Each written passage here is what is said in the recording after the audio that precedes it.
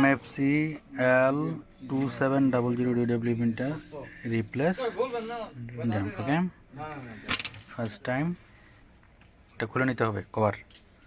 খোলার পরে ওকে বাটনে লং প্রেস করতে হবে, চাপ দিয়ে ধরে রাখতে হবে। দেন এখানে আছে replace dump 1 yes 2 no, then press 1।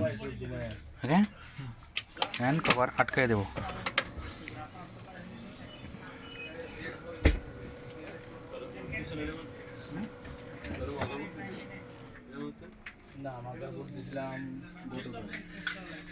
Ready?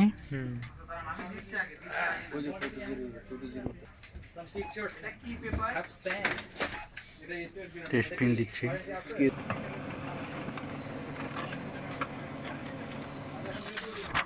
ওকে।